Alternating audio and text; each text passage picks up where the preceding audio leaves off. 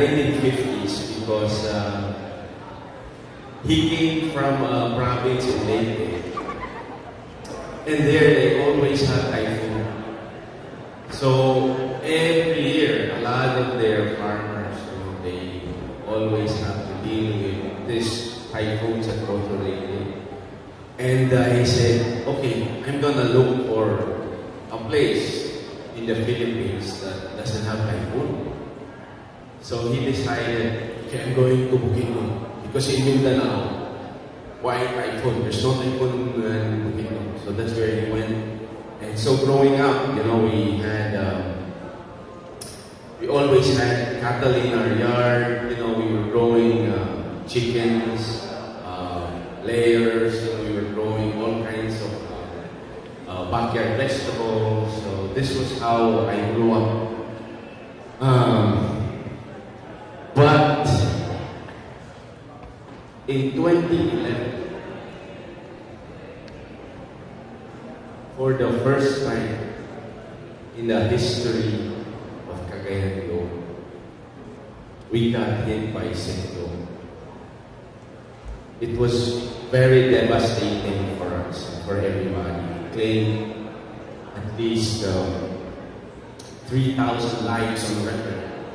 But there were many people who got wiped out. See, imagine many years of silk building up. Okay, so this is a photo. This was in 2010, and this is in 2011. So practically, there was islands, 2 patches of big neighborhoods who just got built up by silt. And over the years, people started building houses, and because they never expected this. So our family, we got devastated. This is a photo of one of our small farms, and this is inside the river. It's about, from this spot, this is around the center of Cagayan de Oro here. And this farm is about a 15-minute drive going upwards. And as you can see here, this is the bridge. And that got wiped out with the river. So we had a small farm across. That's already Bukidnon on that side. We had a little bit of cattle there, a little piggery. We were growing cassava. And it was very difficult for us to run it because we had to transport a lot of inputs in this small compass. Later, they were charging a lot of money. Later on, they started to have some rubber rafts there and bamboo rafts, and so we did it for a while. But our biggest challenge was to transport food on that side. But can you just imagine? This is supposed to be a farming area, and people did not have food. That really struck me. I said to myself, I think Filipinos, farmers, we have forgotten to grow food for ourselves. Instead, we grow crops to sell, to get money. So I said to myself, at this time when this happened, I said to myself, if that happened to me, to my family, somewhere, I was already living in Manila at the time, will I be able to provide for my family?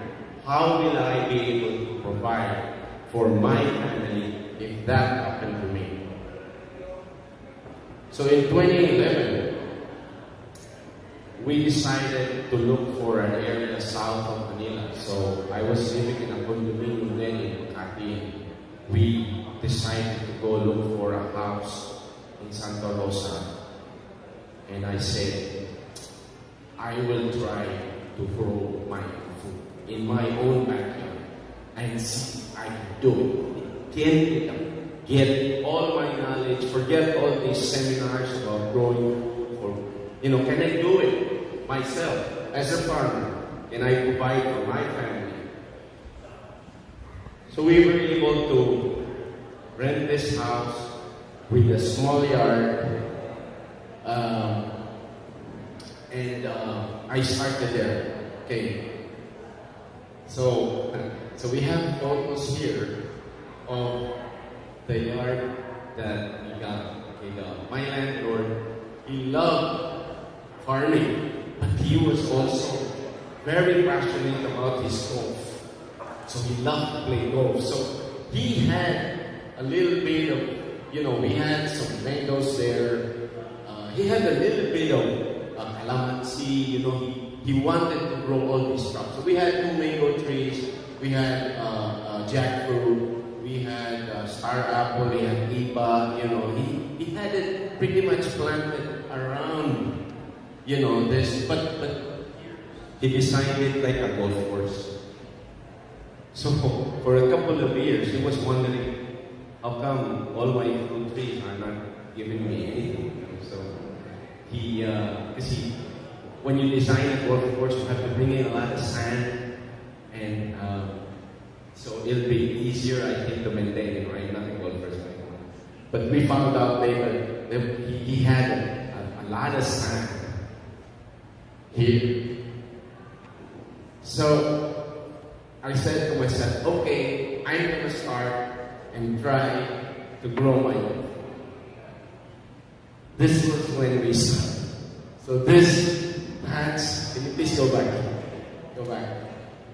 Okay, so this is my front yard, that's my backyard there, and we tried to grow stuff here. But work got in the way, and it was slow. What I wanted, the time I wanted to put in this backyard, it didn't really happen at the pace that I wanted. But when Yolanda struck Tacloban, that really woke me up. I said to myself, okay, that's it. I'll dedicate at least 2 hours of my time in the morning every day and work in my backyard. So, next. Okay, so we started doing this fast-paced. I built a small nursery. I was blessed with an area that had so much carbon that I could compost. I was in the middle of Santa Rosa, and I had in front of me big patches of just empty land, which is pretty common everywhere in the Philippines. There's a lot of land, there's a lot of grass, and it's just there. No one's using it. Okay, so this is how the front of my house looks like. So this is all alive. Yeah? Close to my house was an old sugar mill, and they had I don't know how many 100 truckloads of old bagasse that was just there. No one used it. So I started howling. I had 4 dump truckloads of that and dumped it in my backyard. And that's where I built my chicken coop, my chicken. And here you see, this is where we do a lot of composting. This is a mix of heritage breeds of chickens. And of course, our native. You have the Tarak here. In Batangas, we have the Banaba. Okay, so we were using the Banaba to hatch the eggs, Rhode Islands, and because Banabas in our local breeds don't lay a lot of eggs. But they brood, they hatch. So, this is, to me, if I was going to do it off the grid without any electricity, I need to have breeds that can hatch the eggs that I have. Okay, so we were mixing that there. So now, after a year, this is how my backyard looks like. So, here, this is just some of the hay that we got from the front yard. This is how it looks. We got a bird back there. This is something. That's my daughter there in the nursery. And here, because they wanted to save the area where their swing is, so we kind of built like a small, where we have here we're growing squash, cucumbers, wing bean, sitaw, you know, with all the open pollinated heirloom stuff that I could think of. I poured it.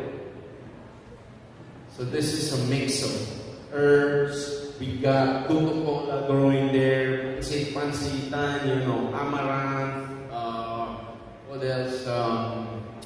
Kulitis, saluyo. Okay. After a year, we made a lot of all the crops that we were able to grow in this backyard, and we totaled around 60 different varieties. Fruits, vegetables, herbs, herbal, you know.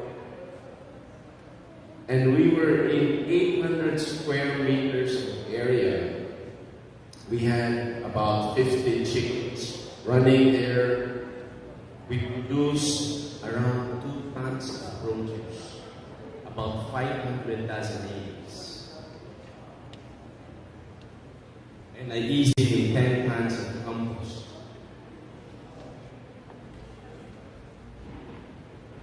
That's how much you can produce. Can you feed your families in a small yard? Absolutely.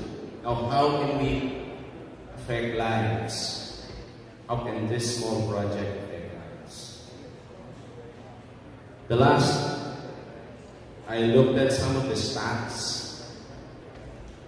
So these are stuff that we planted, you know, everything there. I look at the latest stats, and it says, you know, I think 2014, 2013, the average Filipino eats about 16 kilos of poultry every year. Only 16 kilos of chicken.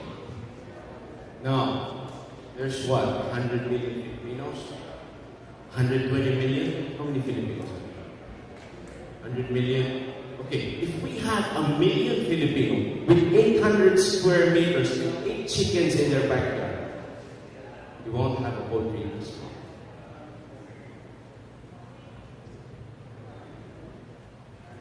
We will have more than enough to feed everyone. Plus, we have an abundance of produce.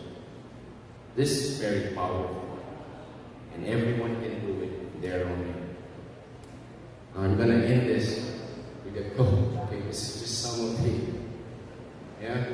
So, how do you do it? You know, it's pretty basic. You know, some farmer combine carbon with nitrogen. You got plants.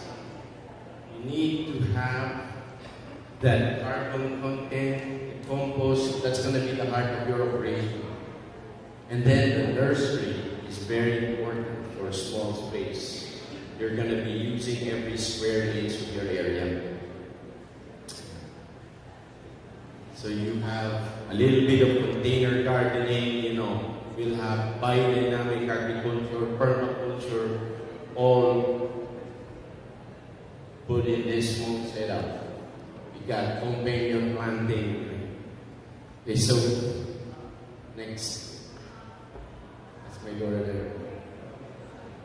So, okay, I'm going to end this short presentation with a quote from Bill Wilson, the father of permaculture.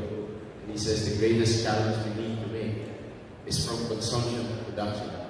Even on a very small scale, in our own gardens. If only 10% of us do this, there's enough for everyone. Thank you.